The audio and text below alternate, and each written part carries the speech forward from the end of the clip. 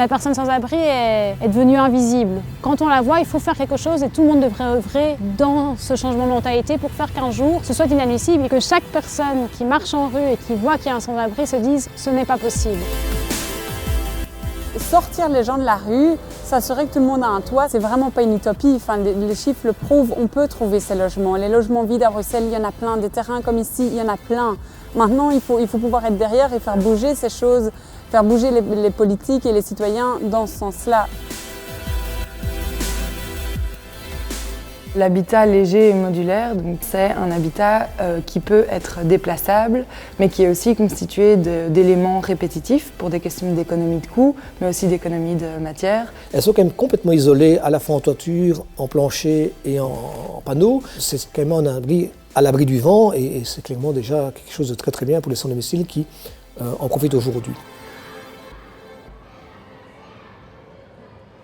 Alors le projet Open for Less, il a été initié en 2016 à l'initiative de la faculté d'architecture La Cambre-Horta et de la SBL Lilo. Le but, c'était vraiment à la fois de sensibiliser des futurs architectes à la problématique du sans-abrisme, mais aussi de proposer une solution de logement innovante pour ce public. C'est vraiment de mettre sur pied un habitat qui est à la fois accessible en termes de coûts, mais qui est aussi accessible en termes d'espace. En fait, aujourd'hui, on se rend compte qu'il y a vraiment des milliers de mètres carrés vacants à Bruxelles et qu'il y a un potentiel énorme dans ces espaces. C'est hyper important de proposer des solutions de logement, qu'elles soient temporaires, de relativement courte durée ou pérennes pour les personnes qui sortent de la rue, parce que ça leur permet de s'autonomiser, mais aussi une certaine économie d'énergie. Quand chaque jour vous devez retrouver un toit, vous devez retrouver une maison d'accueil qui a de la place, que vous devez trouver un lieu pour nettoyer vos vêtements, pour potentiellement avoir un entretien d'embauche ou une visite d'un appartement, c'est une énergie et un temps requis énormes. Alors que quand on a un chez-soi, un toit, à la fois ça va être des questions notamment de santé, d'hygiène, d'éviter d'avoir froid, les maladies, etc. Mais aussi vraiment cette question pratico-pratique qui est l'économie de temps, de trajet, d'énergie dépensée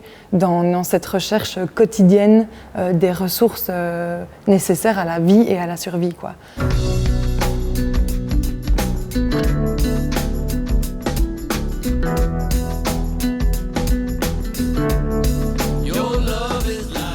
Pourquoi pour nous c'était intéressant et vraiment important de s'implanter dans ce type de lieu? C'était avant tout pour créer du lien, donc que ce soit avec différents porteurs de projets, mais aussi avec des habitants.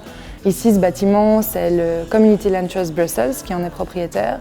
Et donc, il y a tout un travail de sensibilisation et d'information du quartier pour le projet futur qui va naître ici. C'est super important d'autonomiser les personnes qui vont être en logement.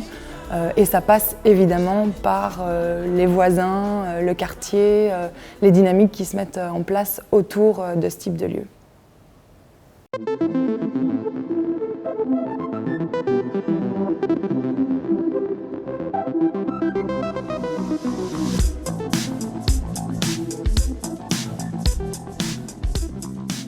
Il y a ce projet ici, Un toit pour toi, qui a été initié par Guy Deltour, qui est un sculpteur membre de la Spirale, parce que la Spirale c'est aussi un collectif d'artistes, et qui a sensibilisé le collectif en disant effectivement ce serait bien qu'on se mette ensemble pour proposer une solution temporaire pour les sans-domicile qui sont à la rue.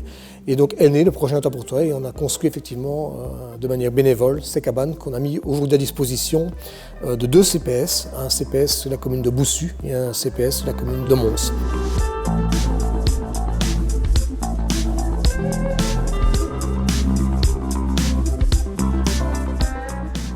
Il y a des gens qui sont effectivement à la rue et qui sont en total décrochage par rapport aux structures qui existent aujourd'hui, parce qu'ils n'ont pas envie de se retrouver dans un abri collectif. Et donc les sans-domicile, il y a à la fois ceux qui avaient un chien et pour lesquels les abris de nuit étaient en général refusés. Et donc ces cabanes sont adaptées pour effectivement accueillir un chien. Il y a une paillasse, un beau matelas, il y a un porte-manteau, il y a une petite table, il y a un coffre pour mettre ses affaires. Et donc il n'y a pas de sanitaire entre autres. Et donc il y a une obligation, je vais dire, que ces cabanes soient encadrées non seulement par les travailleurs sociaux, mais également à proximité d'une structure existante, ne fût-ce que pour avoir les sanitaires. Et le fait qu'ils sont seuls dans une petite cabane permet au CPS de renouer un contact avec eux et dès lors de pouvoir refaire un vrai travail social de réinsertion avec ces demandeurs.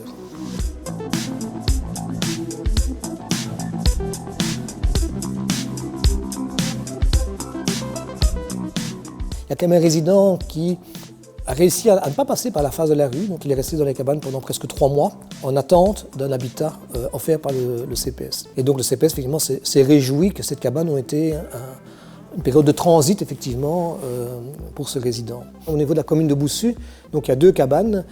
Les derniers chiffres qu'ils nous ont donnés, c'est quand même 600 nuitées sur 1 an. Et donc une année c'est 365 jours, 600 nuitées c'est quand même les cabanes occupées presque à 80%.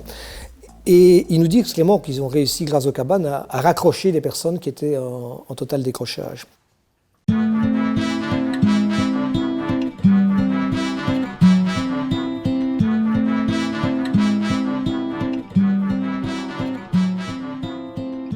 Au sein de 400 Toits, en fait, on est une dizaine d'associations avec chacun ses compétences différentes. Habitat Humanisme qui travaille plutôt dans la construction de logements sociaux. Units qui travaille dans l'accompagnement des personnes qu'on reloge par exemple.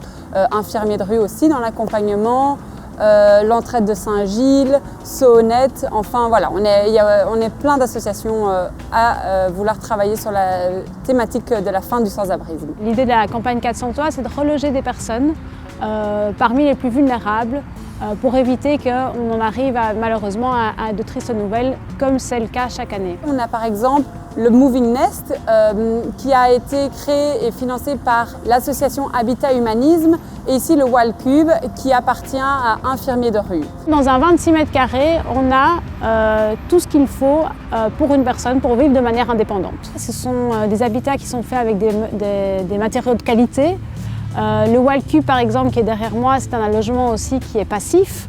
Donc qui répond à certaines normes aussi écologiques, donc qui est construit à partir de matériaux faits de circuits courts, donc c'est aussi intéressant. Et donc ça permet aussi de valoriser ce type d'habitat comme un bel habitat aussi, et pas quelque chose qu'on a vite placé à la va-vite, qui pourrait faire aussi peut-être bidonville ou autre, c'est pas du tout le cas. Ici, en fait, on est sur une formule de type Housing First. L'idée, c'est pas de d'abord les mettre en ordre de ci, de ça, pour pouvoir recommencer à vivre normalement, aller faire ses papiers, aller ses rendez-vous médicaux. On pense que les personnes ont besoin d'un toit pour pouvoir se poser et pour pouvoir vraiment prendre le temps de se réhabituer à cette nouvelle vie. Et du coup, ce que font les associations d'accompagnement, comme donc l'entraide, UNIDS ou Infirmiers de rue, c'est vraiment on vient rendre visite aux patients, on s'assure qu'ils vont bien à leurs rendez-vous médicaux, on les aide à avoir vraiment leurs papiers en ordre, que ce soit une carte d'identité, que ce soit toucher des revenus du CPS. Donc voilà, c'est vraiment c'est ça l'accompagnement. C'est pas facile de passer de la rue à un logement comme ici, c'est plus les mêmes entre guillemets libertés, c'est réapprendre à vivre un peu plus normalement en fait. On a vu en Wallonie en septembre, le Code wallon a défini ce que c'était que l'habitat léger et l'a rendu d'une certaine façon légal. Il doit répondre à 3 de plusieurs critères qui ont été définis. Donc ça va être par exemple le fait que ce soit temporaire, transportable, sans fondation, enfin voilà, il y a toute une série de critères. À Bruxelles, c'est différent. Déjà aussi parce qu'on a moins de friches, on a moins d'espaces qu'on pourrait croire potentiellement occupables de cette façon, mais c'est faux en fait. Il y a vraiment énormément de friches et énormément de potentiel sur le territoire bruxellois. La lutte contre le sans-abrisme, elle doit vraiment être transversale, c'est-à-dire qu'il y a évidemment cette problématique du logement, mais elle est liée évidemment aux compétences liées à l'urbanisme. Là, quand on est dépendant de permis d'urbanisme, c'est d'autres compétences fédérales ou régionales. Ça va être aussi énormément lié au secteur de santé, parce qu'on va être avec des personnes qui ont des addictions parfois. Et donc voilà, tout ça requiert des expertises, des accompagnements très spécifiques. Nous, au sein de l'ILO, on a vraiment cette vision transversale de la lutte contre le sans-abrisme.